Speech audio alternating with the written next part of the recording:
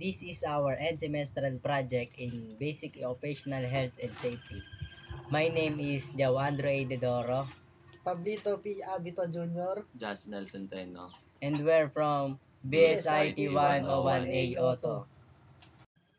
This is the overview. Demographics, housekeeping, material handling, material storage, fire safety, electrical safety, occupational health, observation, and solution. Demographics. A. Number of population. The store's maximum capacity is 50 people. Estimated daily in and out is 150 customers per day or every day. Most of their customers are students because their store is close to a school and a park.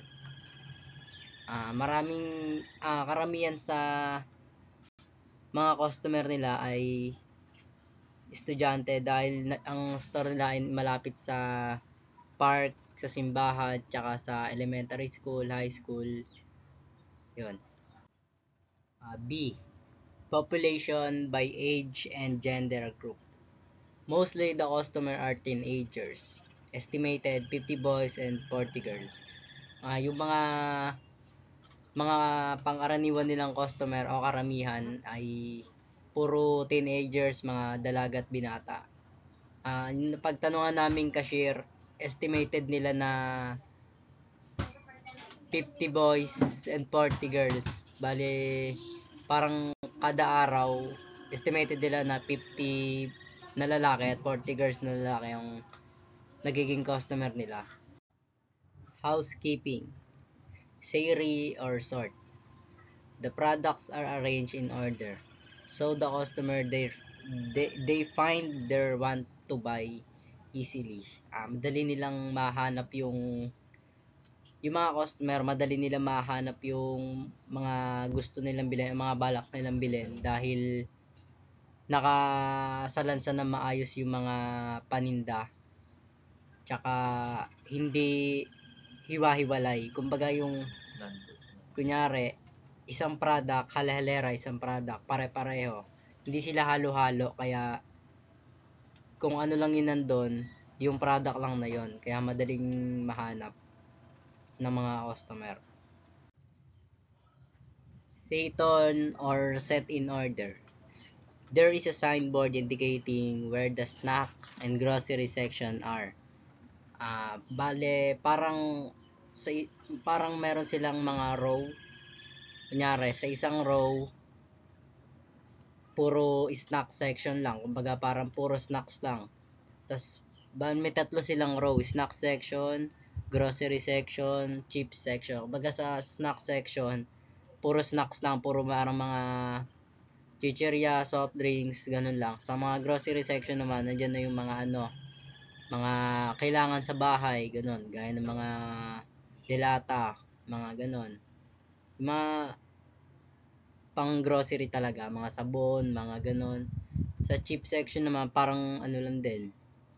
Mga ganun lang din, parang gaya lang din sa snack section, pero parang magkaiba lang din sila ng konti. Say so or shine.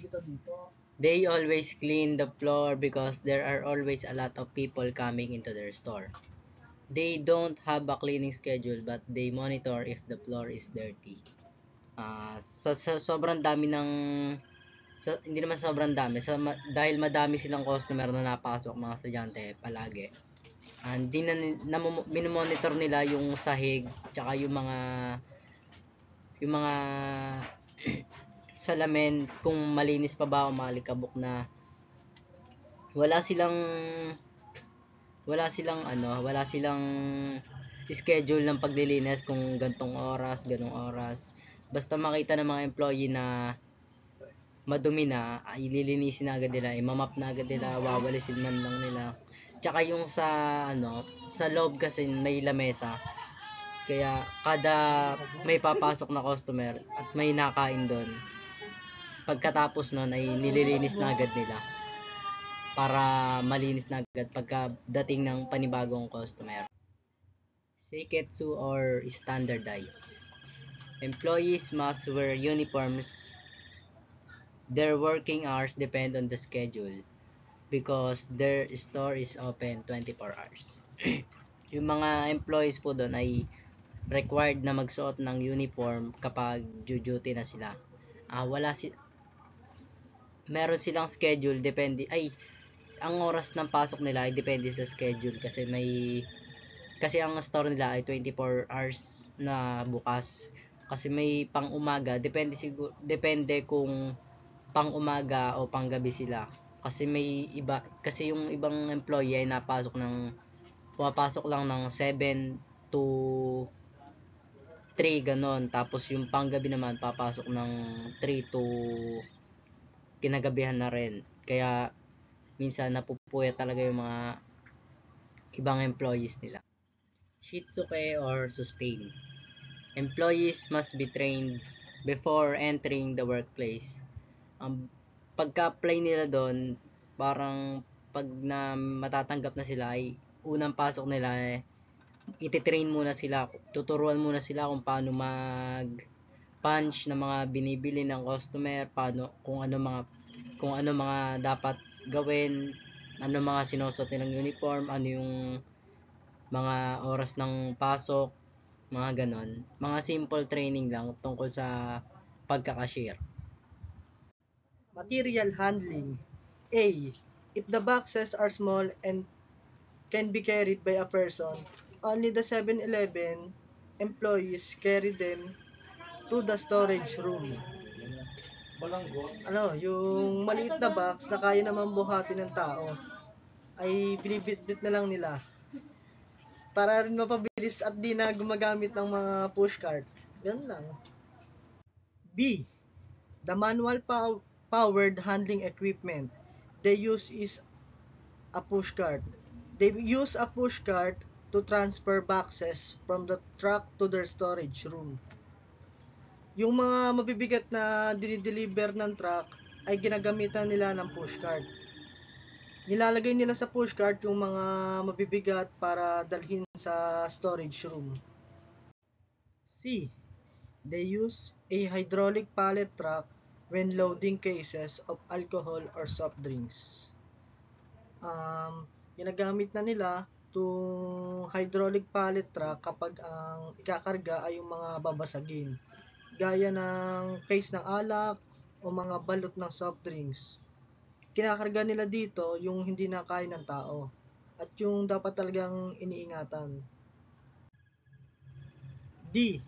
The employees are wearing helmets and gloves every time there's a delivery of stocks.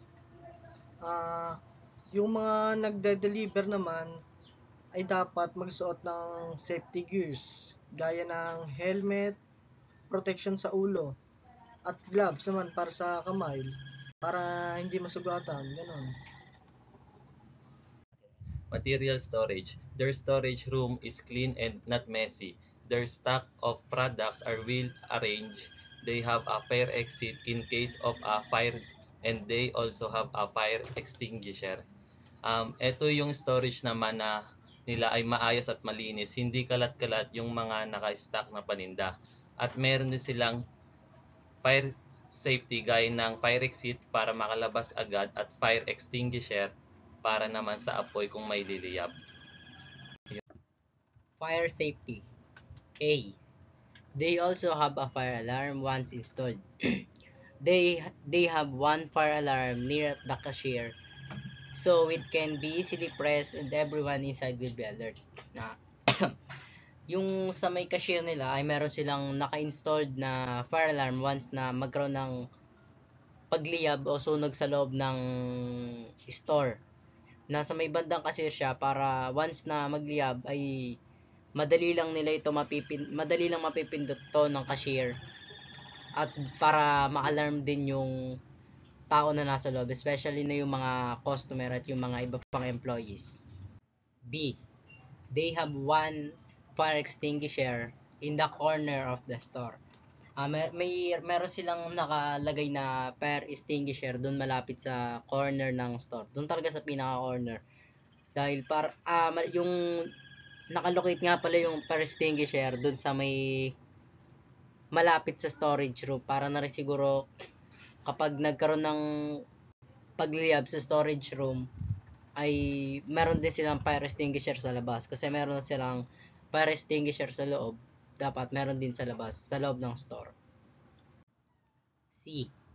Once a fire occurs, what the employees do is press the fire alarm to alert those inside that a fire is occurring. After that, they will take the fire extinguisher to use on the burning part of the store. If the fire extinguisher is no longer enough, they will call the fire department to put out the fire. Yung mga habang hindi pa nakakalat yung apoy o nagsisimula na yung apoy ay ipe-press na agad nung cashier yung fire alarm na malapit sa kanya para ma-alert lahat ng nasa loob na nagkakaroon ng sunog nasa loob. Tapos naman ay yung mga ibang employees ay gagamitin na yung fire extinguisher na nasa loob para hindi na masyado kumalat yung apoy. At pag sobrang kalat naman at hindi na kaya ng fire extinguisher yung sobrang lakas na apoy, ay dapat i-advance na nila yung pagtawag sa mga firefighters para naman maapulagad yung apoy at wala nang madamay na iba pang establishment sa paligid. Yung D, the initial training of employees includes what to do in the event of a fire. First, press the fire alarm. Second, use the fire extinguisher. Third, call the fire department if the fire is growing. Na parang lang siyang sa protocol, para lang yung protocol ng mga protocols nila kapag nagkaroon ng fire outbreak. Ganun lang din. Parang ano yung gagawin nila kung sakaling magkaroon ng pag-apoy. Yun, press the alarm, use the fire extinguisher, tsaka tumawag ng